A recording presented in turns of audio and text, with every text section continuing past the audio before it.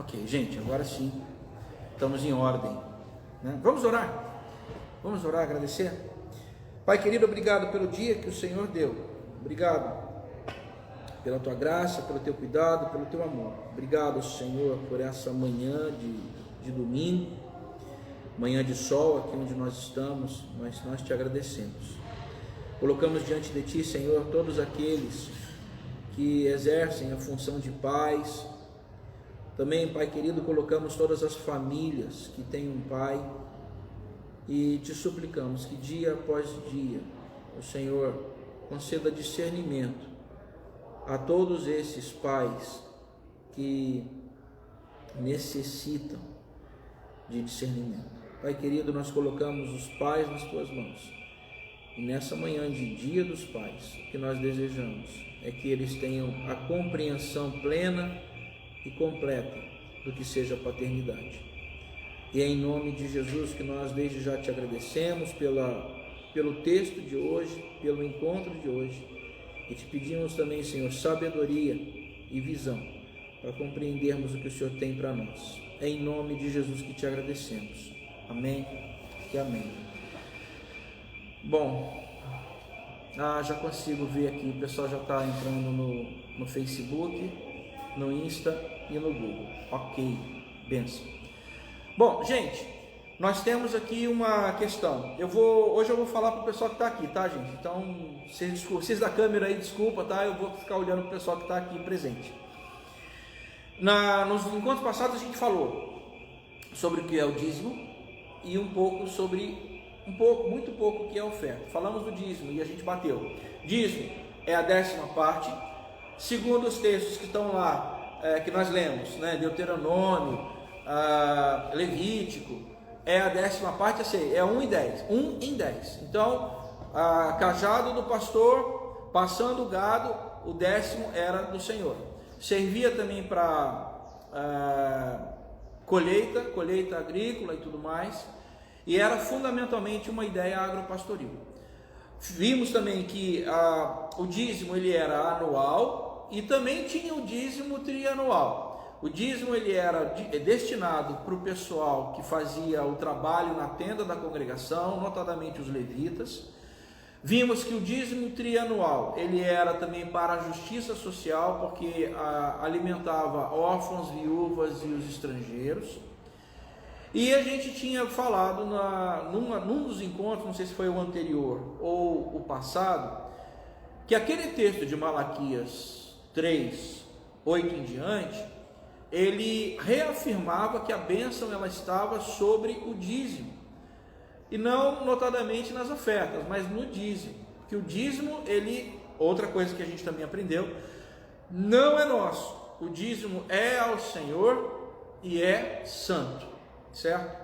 Pois bem, no encontro passado, eu falei que ia mencionar duas palavras, as palavras que estavam por baixo no texto hebraico sobre o que é dízimo e oferta, e a gente ia começar a falar sobre dízimos e ofertas no Novo Testamento. Lembram disso? Mais ou menos. Beleza. Se você quiser reagir, tá? Eu já consigo enxergar você no WhatsApp, consigo enxergar você aqui no Google Meet, no Facebook e no Instagram. Hoje, gente, eu quero que você abra comigo o texto que está em Malaquias 3,8 de novo, que a gente vai começar a viajar através da Bíblia. Mantenha a sua Bíblia aberta, porque nós vamos fazer diversos hiperlinks, ok?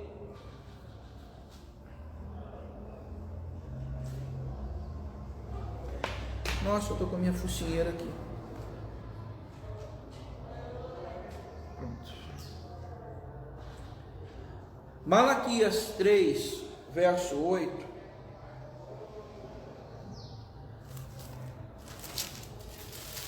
É um texto, vamos dizer, clássico com relação a dízimo. E ele diz: roubará o homem a Deus, todavia vós me roubais e dizeis: em que te roubamos? Nos dízimos e nas ofertas. Com maldição sois amaldiçoados, porque a mim me roubais, vós, a nação toda. Trazei todos os dízimos à casa do tesouro, para que haja mantimento na minha casa, e provai-me nisto, diz o Senhor dos Exércitos, se eu não vos abrir as janelas do céu e não derramar sobre vós bênçãos sem medida. Por vossa causa repreenderei o devorador, para que não vos consuma o fruto da terra, a vossa vide no campo não será estéril, diz o Senhor dos Exércitos. Todas as nações vos chamarão felizes, porque vós sereis uma terra deleitosa, diz o Senhor dos Exércitos. Pois bem, com relação a esse texto, o que a gente precisa para a gente poder andar no texto? No Antigo Testamento, o dízimo ele era similar a uma ordenança. Então era um preceito fundamental que deveria ser cumprido. O profeta aqui ele chama o povo à responsabilidade com relação ao dízimo, muito provavelmente por conta do sustento dos levitas. Por quê? Como os textos que nós já lemos diziam, o levita não tinha parte nem herança no meio das tribos de Israel. Quando da divisão das tribos, da terra prometida às tribos, todas as tribos tiveram as suas possessões, o seu pedaço geográfico, o seu território, menos uma, que foi a tribo de Levi, ou a tribo dos levitas.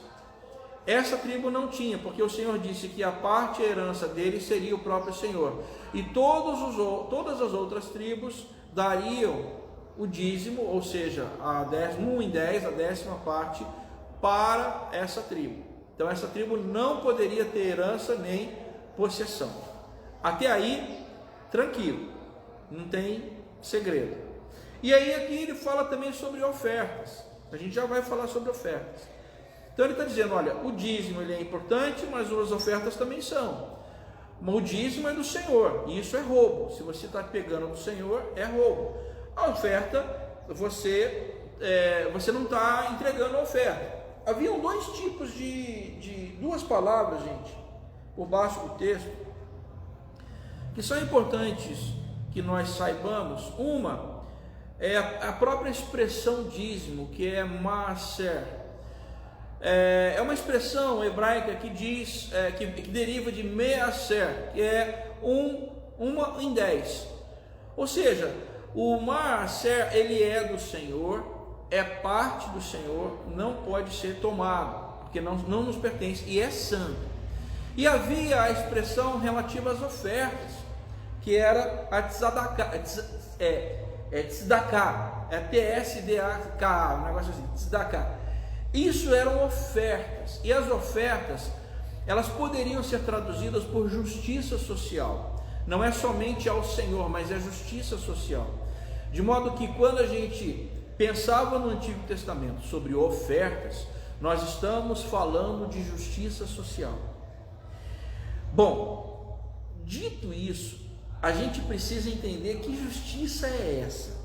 Porque lembram quando nós olhamos um daqueles textos onde dizia-se do órfão, do estrangeiro e da viúva? Pois bem, essa tzedakah, ela, segundo um dos rabinos antigos, era o Maimônides, ele dizia que essa oferta ela tinha 8 níveis. E é interessante que assim, ele no comentário, né, no comentário lá a Torá, ele, dentre esses 8 níveis, o primeiro nível de oferta, vamos dizer assim, oferta que é o top das galáxias, é aquela oferta que faz com que o outro receba e deixe de depender de ofertas. Ou seja, é um tipo de oferta onde eu dou a oferta e eu ensino ele a pescar, para que ele não precise mais da oferta. Depois tinha as outras, até a última, gente, era aquele tipo de oferta onde a pessoa dá a contragosto. Até essa, segundo o Maimônides, era uma oferta, embora não, vamos dizer assim, não ideal, mas até essa ela cumpria o seu papel de justiça social, porque mesmo a contragosto o camarada dá, mas E seria o último nível. Mas está valendo, exatamente, está valendo. Entre o primeiro nível e o último nível tinha os intermediários, que era a oferta, por exemplo, que você dá, mas quem recebeu não sabe que você deu. Tinha um outro onde você dá, mas você não sabe para quem você deu. Tinha um outro onde a pessoa sabe quem deu, mas você não sabe. E aí ele ia graduando isso em 8 tipos. Gente, o dízimo e as ofertas, o dízimo e a oferta hoje, no meio judaico, né? A gente tem uma raiz judaica, isso é um assunto complexo, abrangente e profundo no judaísmo. Então assim, hoje quando nós, cristãos, vamos colocar assim, cristãos, evangélicos, protestantes, que é o nosso, de teologia reformada, falamos de dízimos e ofertas, muitas vezes a gente tem o temor de torcer demais o texto. Por quê? E eu vou mostrar para vocês agora. Quando a gente começa a contemporizar a coisa, trazer isso à nossa realidade, a gente vê o quão complexo a coisa começa a se tornar. Porque muita gente no meio cristão usa dízimos e ofertas até mesmo como uma espécie não de doutrina, porque na verdade não é, mas de costumes. Lembra você que doutrina é aquilo que é fundamental para nós cristãos de linhagem metodista. Quais são as nossas doutrinas fundamentais? Doutrinas fundamentais são a Bíblia, tudo que está na Bíblia, Antigo e Novo Testamento, como regra de fé e prática, o credo apostólico, né? Lembram? Creio em Deus Pai, Todo-Poderoso, Criador dos céus e da terra, enfim. Aquilo é o fundamental. Nós metodistas e todos nós que temos o que a gente chama de tradição reformada, de linha wesleyana, nós ainda usamos como referências doutrinárias, os sermões de Wesley, as notas de John Wesley sobre o Novo Testamento, e eu acho que é isso. Sermões de Wesley, notas de Wesley sobre o Novo Testamento, acho que é só isso, exatamente. Então, gente, isso seria doutrina. E a maioria das denominações relega isso à questão dos costumes, como às vezes nós mesmos, nós dizemos que a gente relega isso a uma questão de costumes. Porque veja, não há mandamento dentro lá dos 10 mandamentos, não há mandamento explícito sobre dízimo, não há. Dentro dos 10 mandamentos, você tem algum de dízimo? Não. Mas depois você tem nas outras leis do Antigo Testamento, você tem lá as ordenanças onde o dízimo está presente, assim como as ofertas estão presentes. Quando a gente traz isso para o Novo Testamento, começa a enroscar um pouco, certo? Principalmente por conta de um texto que está em 2 de Coríntios. Mas eu quero que você abra comigo, por favor, só um instante que eu já vou pegar aqui, no Evangelho segundo Mateus,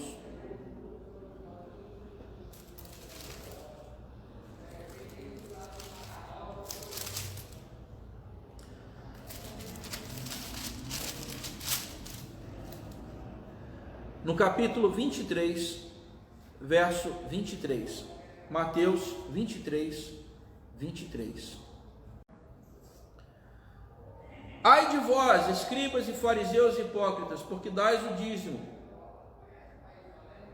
da hortelã, do endro e do cominho, e tendes negligenciado os preceitos mais importantes da lei, a justiça, a misericórdia e a fé. Devíeis, porém, fazer estas coisas sem omitir aquelas. Veja, estas coisas quais? Justiça, misericórdia e fé. Sem omitir aquelas quais? O dízimo do endro, do cominho e da hortelã. Ou seja, o que Jesus está dizendo aqui? Olha, Jesus aboliu o dízimo? Não, Jesus não aboliu o dízimo. mesmo porque entendam o seguinte: Jesus era, isso está virando lugar comum, mas é uma fala que a gente sempre tem que lembrar. Jesus era judeu, e como judeu, praticante da lei da Torá, ele também dava o dízimo e ofertava. Então ele, em determinado momento, ele fala que não veio revogar a lei, antes ele veio para cumprir, porque a própria lei, ele mesmo disse que, olha, não passará nem um tio, um y, não, um iode, da lei, sem que tudo se cumpra. Ele não veio revogar, ele veio cumprir. Então Jesus era judeu, como bom judeu, ele cumpria os preceitos da Torá. Até aqui, estamos acompanhando?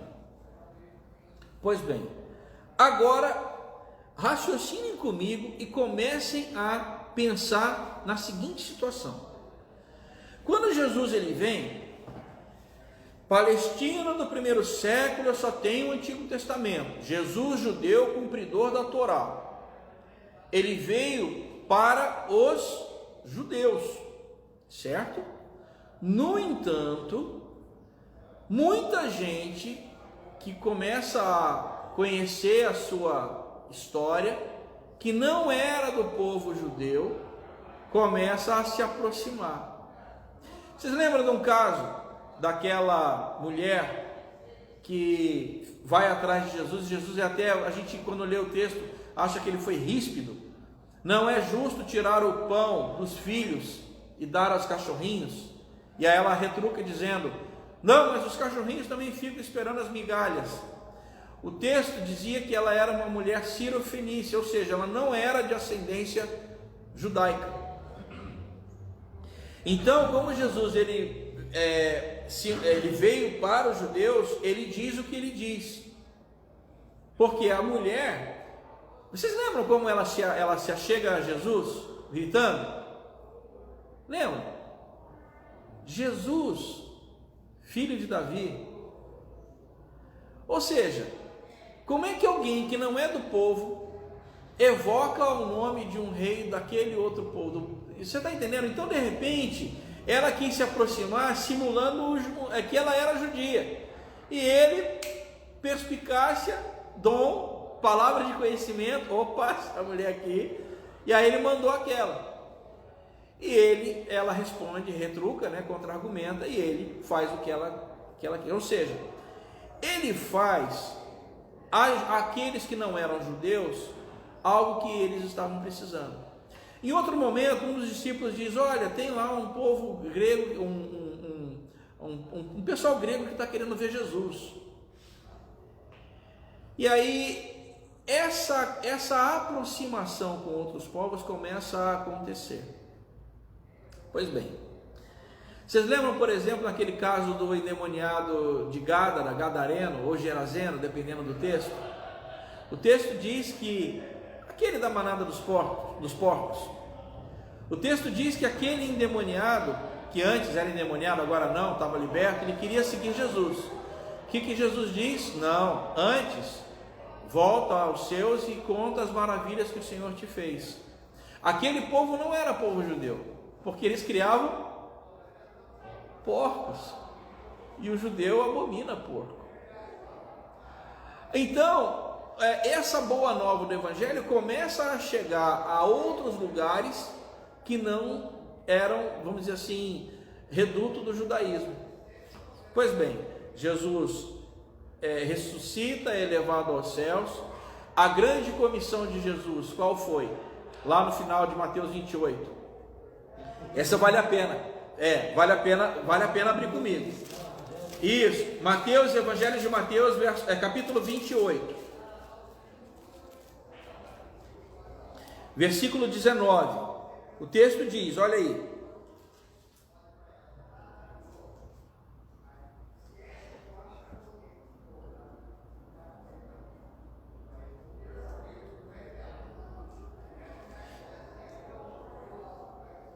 ide ou indo, fazei discípulos de todas as nações, batizando-os em nome do Pai, do Filho e do Espírito Santo, ensinando-os a guardar todas as coisas que vos tenho ordenado, e eis que estou convosco todos os dias, até a consumação do século. Veja, chama a tua atenção para duas coisas nesse texto.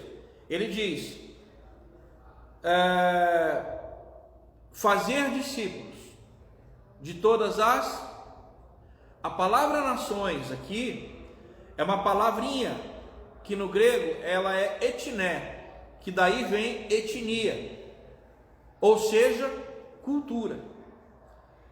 Eu preciso fazer o evangelho do reino chegar a todas as culturas. Não é países, mas culturas. Eu preciso fazer esse evangelho do reino chegar a todas as culturas. E qual é o nosso papel? Fazer tal. Lá em Atos, no capítulo 1, abra comigo que também vale a pena. Atos, no capítulo 1.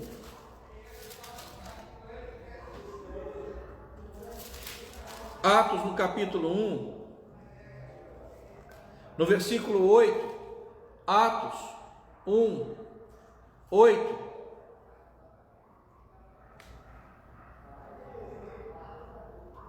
Recebereis poder ao descer sobre vós o Espírito Santo e sereis minhas testemunhas. Onde? Jerusalém, Judeia, Samaria, até os confins da terra. Então, veja, o Jesus que fala e vem para os judeus, quando ele é assunto aos céus, ele deixa uma comissão para que aqueles discípulos que ele forjou,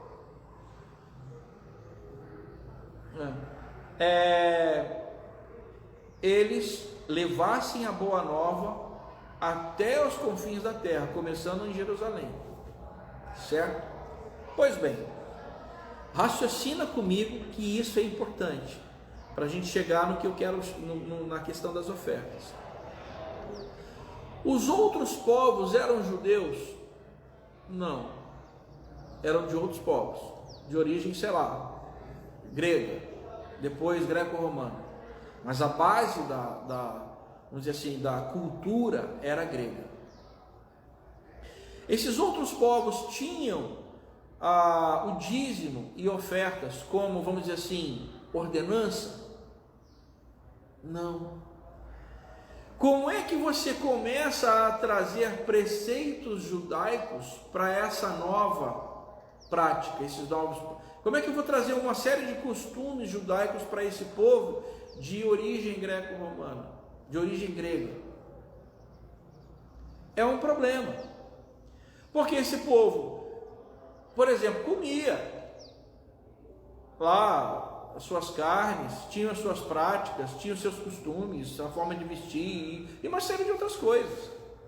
E de uma hora para outra começa a vir a boa nova, com, vamos dizer assim, uma roupagem judaica, e esse povo tem que se adaptar a isso. E aí, como é que funciona isso? Essa era a questão. E agora, o que vai fazer? Por isso, abra comigo no livro de Atos. Bom, tudo isso eu comecei porque eu estava falando com Mateus 23, dizendo, olha, façais estas coisas, quais? Justiça, misericórdia e fé, sem omitir aquelas, quais? Dízimo, ok? Só que aí vamos indo para Atos, e aí a gente começa a ter as questões.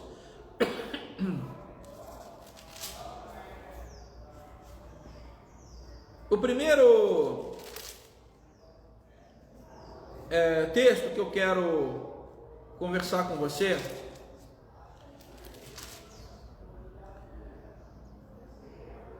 é no capítulo 2 de Atos, verso 44.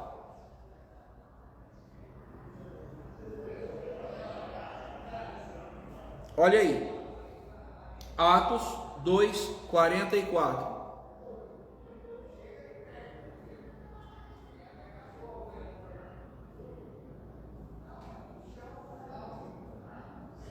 Todos os que creram estavam juntos e tinham tudo em comum.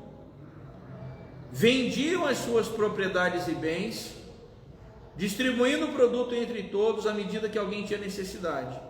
diariamente perseveravam unânimes no templo, partiam pão de casa em casa e tomavam suas refeições com alegria e singeleza de coração, louvando a Deus e contando com a simpatia de todo o povo. Raciocina comigo aqui.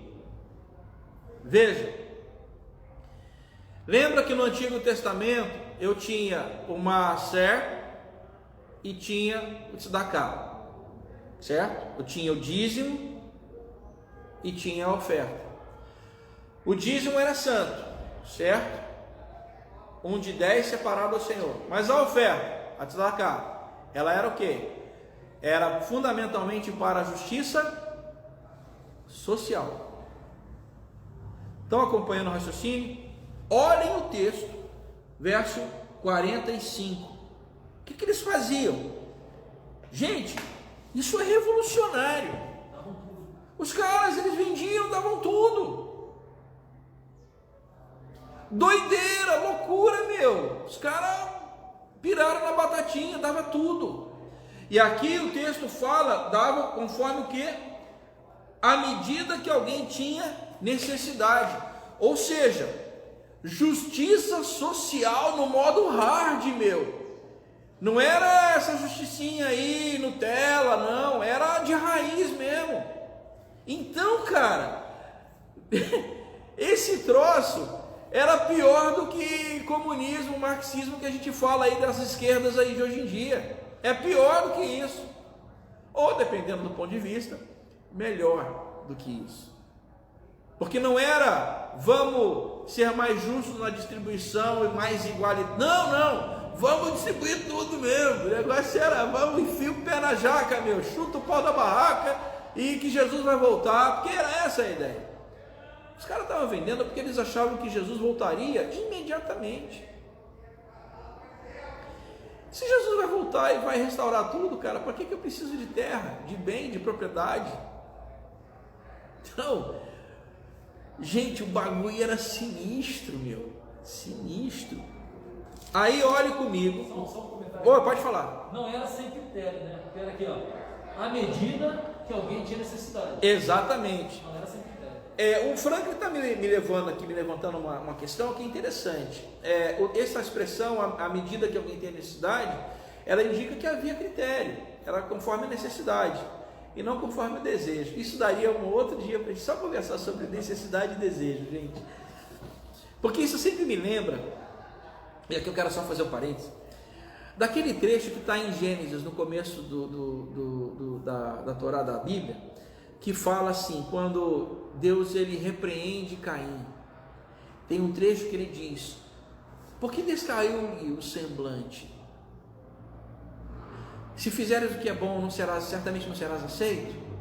Aí vem a frase: o teu desejo será contra ti, mas cumpre a ti dominá-lo. Depois Tiago, lá no final da Bíblia, vai dizer que a origem do pecado são os nossos desejos que nos atraem, as nossas cobiças que nos atraem e nos seduzem. Então essa questão do desejo é algo que está presente desde que o ser humano é ser humano, e entre necessidade e desejo. Tem uma coisa, ainda dentro desse parênteses, que foi o Frank estava me contando outro dia, que quando o exército brasileiro estava fazendo o trabalho de acolhida dos migrantes venezuelanos lá em Roraima, a missão brasileira dada feita pelo exército era prover o básico e essencial. O que era? Dormir, banhar-se e alimentar-se. Era o básico. Então aquele imigrante ele tinha que ter um lugar para dormir, ter o que comer e ter onde tomar banho. Era o básico. Era a necessidade mais premente na... Chamava de kit dignidade. Olha só que interessante, eles chamam de kit dignidade. Fabuloso, não, gente? Fabuloso. Fecha o parênteses aqui. Vamos para Atos no capítulo 4. Pessoal do Google Meet, pessoal do Instagram, pessoal do Face, vocês estão acompanhando? Estão acompanhando o raciocínio? Só dá um joinha aí para eu saber. Quando você dá um joinha, Atos do capítulo 4.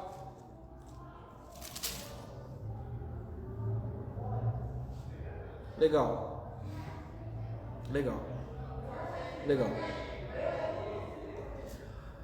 Lá no capítulo 4,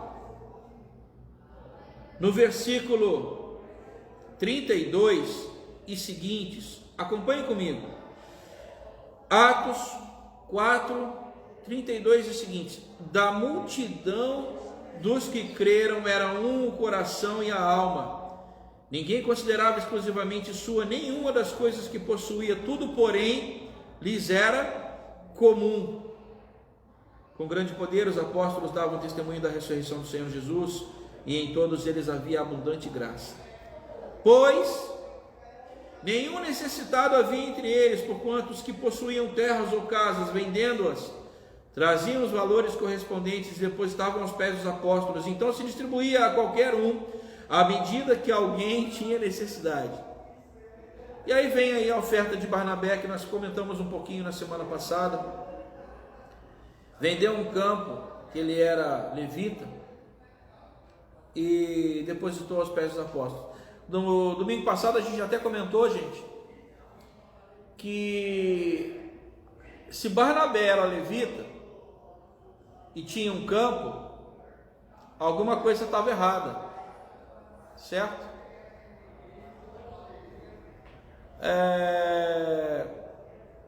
Qual era o erro? Levita não podia ter propriedade, porque a herança deles era o Senhor, então ele estava em pecado. E aí todo aquele movimento, tudo aquilo fez com que ele de repente se compungisse e se arrependesse.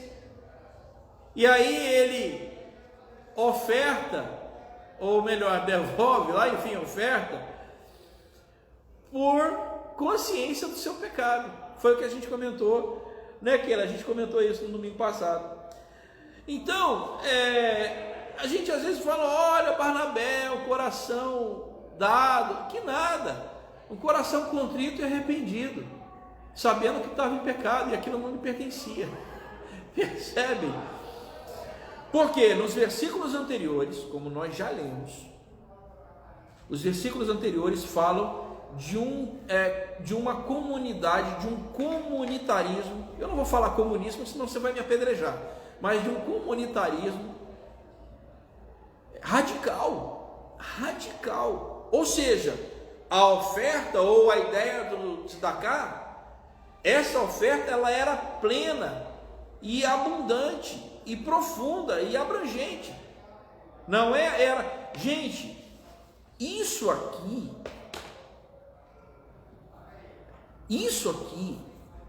é mais ou é menos do que o dízimo. Percebe? É muito mais do que o dízimo. Ou seja, se enquanto no Antigo Testamento eu tinha 1 de 10, ou seja, aquilo é santo ao Senhor, no Novo Testamento eu estou vendo algo que é muito mais abundante, é muito maior, é mais grande, como diria meu sobrinho.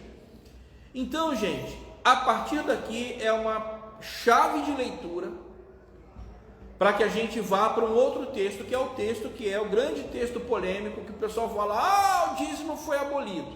Abra comigo no capítulo Atos, no capítulo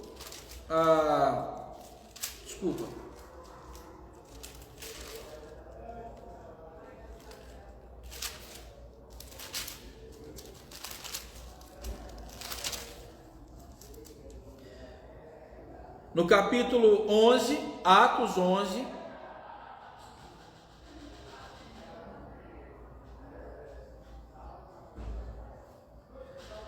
no versículo 27 em diante. Atos 11, 27 em diante. Veja aí, de novo, uma ideia. Naqueles dias desceram alguns profetas. Estou lendo em Atos 11, do 27 em diante. Desceram alguns profetas de Jerusalém para Antioquia. Essa Antioquia aqui era a Antioquia da Síria. E apresentando-se um deles chamado Ágabo, dava a entender pelo Espírito que estava para vir grande fome por todo o mundo, a qual sobreveio nos dias de Cláudio. Os discípulos, cada um conforme as suas posses, resolveram enviar socorro aos irmãos que moravam na Judéia, o que eles com efeito fizeram, enviando aos presbíteros por intermédio de Barnabé e de Saulo, para que, veja, os discípulos, cada um conforme as suas posses, resolveram enviar socorro aos irmãos que moravam na Judéia. Ou seja, uma igreja da Ásia, que não era de origem judaica, ou seja, grega,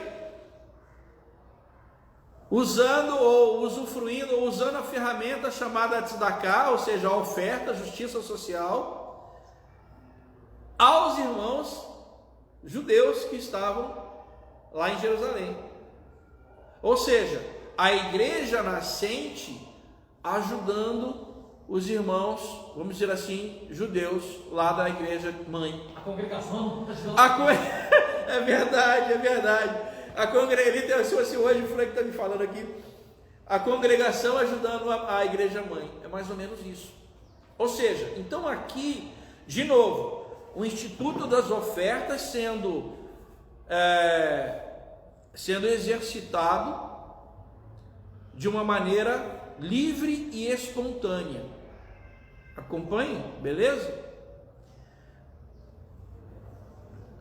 Abram comigo agora Atos no capítulo 13. Atos 13. Atos 13, verso 1. Atos 13, 1. O texto diz assim: havia na igreja de Antioquia profetas e mestres, e ele cita Barnabé, Simeão, Lúcio de Cirene, Manaém e Saulo. E servindo eles ou adorando eles ao Senhor e jejuando, disse o Espírito Santo: separai-me agora Barnabé e Saulo para a obra a que os tenho chamado. Então, jejuando e orando, impondo sobre eles as mãos, os despediram.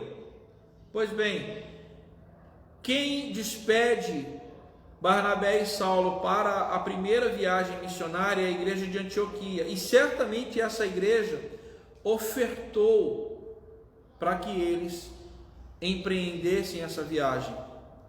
Ou seja, a tzedakah, a oferta aqui, ela foi usada para financiar missão. Percebem como o Instituto da Oferta, ele é além do dízimo, e ele serve não só para a justiça social, mas também para financiar a missão. Ok?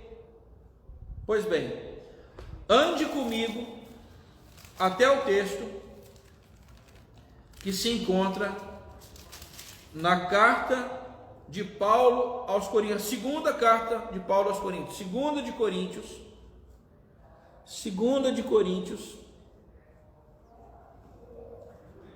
no capítulo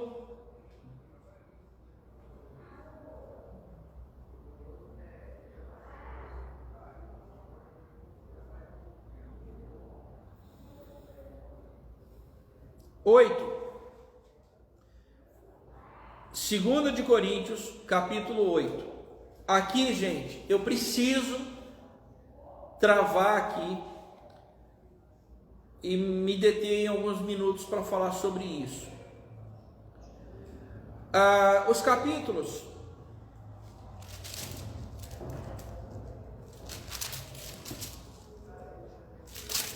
8 e 9 de 2 de Coríntios fala sobre vamos dizer assim, uma oferta, uma coleta que foi pedida às igrejas da Ásia para financiamento da missão. E eu chamo a tua atenção para 2 de Coríntios, no capítulo 8, versículo 16. Acompanhe comigo. 2 de Coríntios, capítulo 8, versículo 16. 2 de Coríntios 8, 16. Mas, graças a Deus que pôs no coração de Tito a mesma solicitude por amor de vós, porque ele atendeu ao vosso apelo e, mostrando-se mais cuidadoso, partiu voluntariamente para vós outros, e com ele nós enviamos o irmão cujo louvor no Evangelho está espalhado por todas as igrejas. E não só isso, mas foi também eleito pelas igrejas para ser nosso companheiro no desempenho desta graça ministrada por nós, para a glória do próprio Senhor e para mostrar a nossa boa vontade, evitando assim que alguém nos acuse em face desta generosa dádiva administrada por vós, pois o que nos preocupa é procedermos honestamente, não só perante o Senhor, como também diante dos homens. E aqui, versículo 24, manifestai, pois, perante as igrejas a prova do vosso amor e da vossa exultação, a vosso respeito na presença destes homens. E ele continua, quanto à assistência a favor dos santos, é necessário escrever-vos, porque bem conheço a vossa presteza, na qual me glorio junto aos macedônios, dizendo que a Acaia está preparada desde o ano passado, e o vosso zelo tem estimulado a muitíssimos. Contudo, enviei os irmãos, para que o nosso louvor a vosso respeito neste particular não se desminta, a fim de que, como venho dizendo, estivesseis preparados, para que, caso alguns macedônios forem comigo e vos encontrem desapercebidos, não fiquemos nós envergonhados quanto a esta confiança. Portanto, julguei conveniente recomendar aos irmãos que me precedessem entre vós e preparassem de antemão a vossa dádiva já anunciada, para que esteja pronta como expressão de generosidade e não de avareza. E isto afirmo, aí vem o texto clássico: aquele que semeia pouco, pouco também ceifará, e o que semeia com fartura, com abundância também ceifará. Cada um contribua segundo tiver proposto no coração, não com tristeza ou por necessidade, porque Deus ama a quem dá com alegria. Deus pode fazer-vos abundar em toda graça, a fim de que, tendo sempre em tudo ampla suficiência, superabundeis em toda boa obra, como está escrito. Distribuiu, deu aos pobres, a sua justiça permanece para sempre. Isso é uma citação do salmista, Salmo 112, verso 9. Ora, aquele que dá semente ao que semeia e pão para alimento também suprirá e aumentará a vossa sementeira e multiplicará os frutos da vossa justiça, enriquecendo-vos em tudo para toda generosidade, a qual faz que, por nosso intermédio, sejam tributadas graças a Deus. Porque o serviço desta assistência não só supre a necessidade dos santos, mas também redunda em muitas graças a Deus, visto como, na prova desta ministração, glorificam a Deus pela obediência da vossa confissão quanto ao Evangelho de Cristo e pela liberalidade com que contribuís para eles e para todos, enquanto oram eles a vosso favor, com grande afeto, em virtude da superabundante graça de Deus que há em vós. Graças a Deus pelo seu dom inefável. Eu li esse texto, uma leitura um pouco mais lenta, um pouco mais extensa, mas para dizer em linhas gerais o quê? Gente, a oferta aqui, ela já estava sendo preparada já há um tempo. Veja capítulo 9, verso 2, dizendo que a Acaia está preparada desde o ano passado. Ou seja, era como se fosse uma espécie de oferta missionária, como nós fazemos hoje. A gente vai juntando a oferta para num dia tal dar a oferta. Isso era a prática do Novo Testamento. E aí há o texto clássico de 2 de Coríntios 9, 7. Cada um contribua segundo o proposto no seu coração, não com tristeza ou por necessidade, porque Deus dá porque Deus ama a quem dá com alegria. Esse trecho, ele fala de ofertas. Ele não fala de dízimo. E esse texto que fala de ofertas, ele está fincado na tzedakah do Antigo Testamento. Ou seja, justiça social, missão e tudo mais. Esse texto, ele menciona, gente, eu preciso bater isso, é oferta. E ele não desmonta a ideia do dízimo. Por quê? Como nós já vimos, o dízimo estava presente no Antigo Testamento? Estava.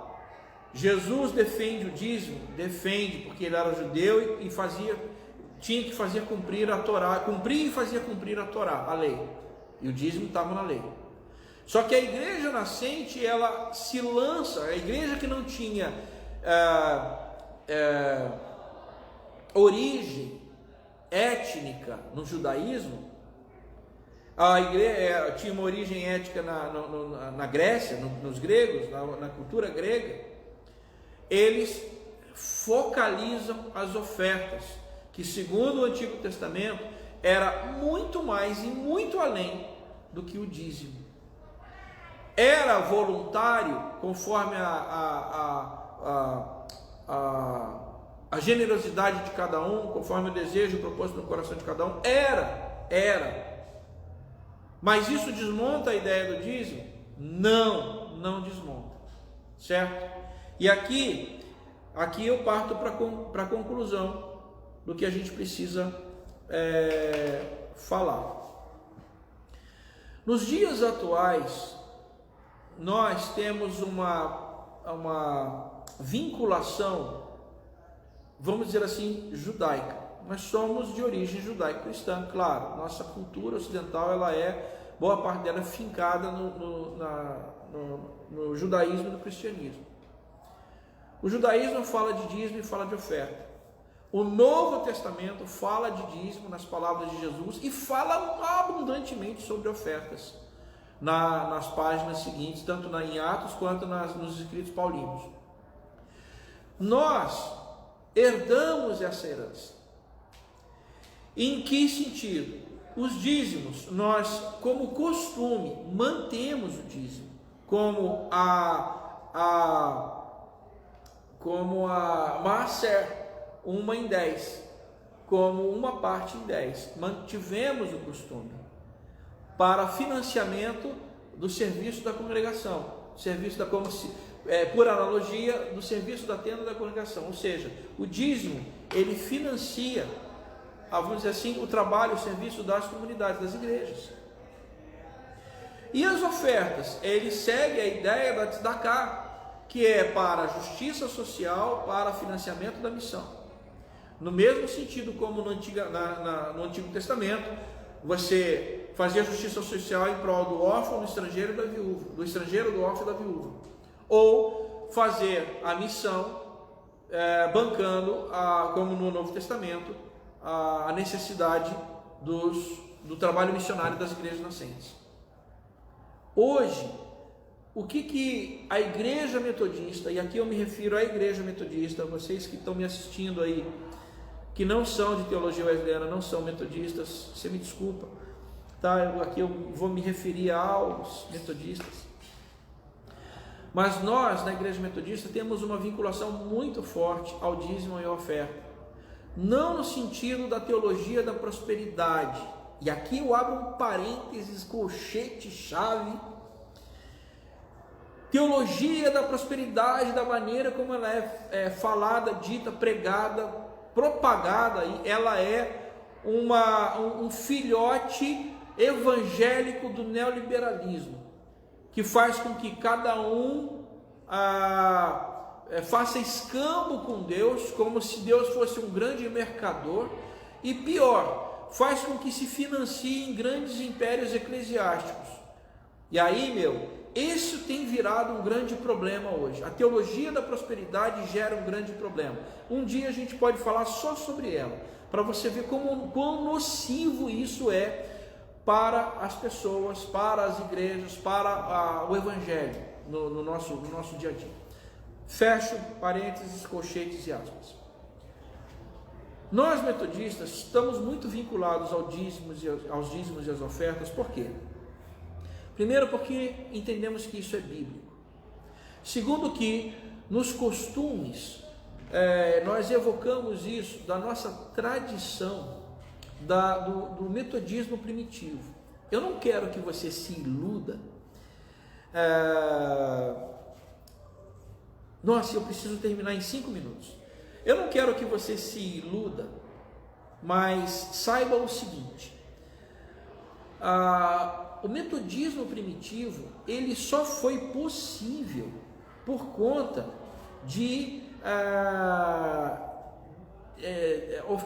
vou dizer assim, ofertas abundantes.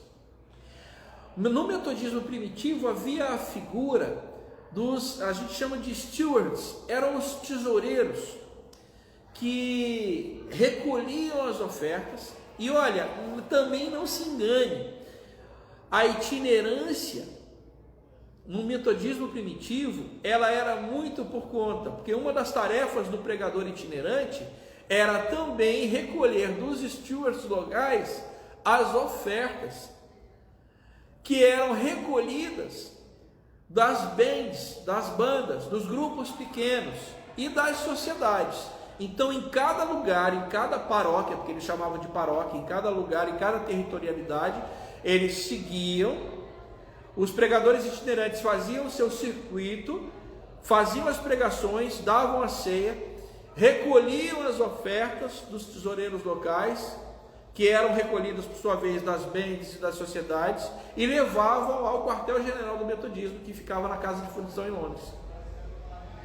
Então o metodismo ele só foi possível na Inglaterra do século XVIII por conta das ofertas, e com essas ofertas é que Wesley financiou boa parte da estrutura, tanto de pagamento dos pregadores, quanto das viagens, a logística, as publicações, a imprensa metodista da época, porque eles tinham uma imprensa, os trabalhos sociais, as visitações e tudo o mais.